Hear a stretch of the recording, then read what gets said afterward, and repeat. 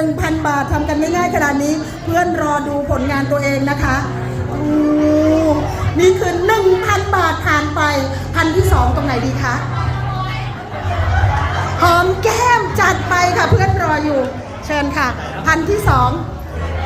2นะคะจุ๊บแก้มเจ้าสาวขอเสียงปรบมือดังๆเลยค่ะเอาไม่โดนอีกอ้า